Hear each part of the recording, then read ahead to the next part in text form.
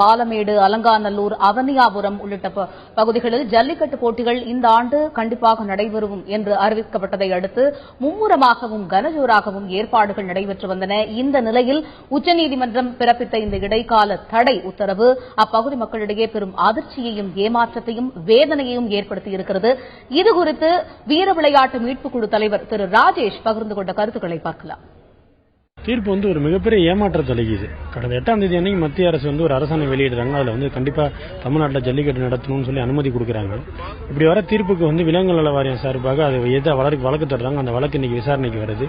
விசாரணையை ஏற்றுக்கொண்ட நீதியரசர்கள் இந்த நோட்டிபிகேஷனுக்கு இடைக்கால தடையை விதிக்கிறாங்க. இது உங்களால் சுத்தமா ஏற்றுக்கொள்ளவே முடியாத ஒரு விஷயமா இருக்குது.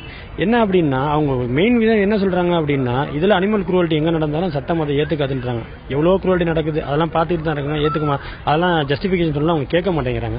பட் நான் என்ன சொல்றேன் அப்படின்னா மத்திய அரசு ஒரு ஸ்டேட் ஒரு சென்சிட்டிவான இஷ்யூ பேஸ் பண்ணி தான் இப்படி ஒரு நோட்டிபிகேஷன் கொடுத்திருக்காங்க.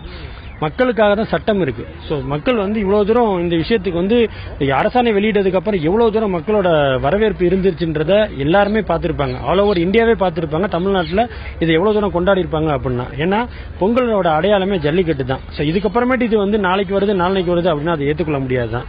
பட் இன்னைக்கு எங்களுக்கு இந்த ஏமாற்றம் மிகப்பெரிய ஏமாற்றத்தை கொடுக்குது. மக்களோட மனநிலையை எப்படி இதை பார்க்கறது எப்படி புரிஞ்சுக்கிறதுன்னு தெரியல. இது மக்களோட மனநிலையை புரிஞ்சிக்காத இந்த சட்டம் இருந்து என்ன செய்யறதுன்றது எனக்கு தெரியல.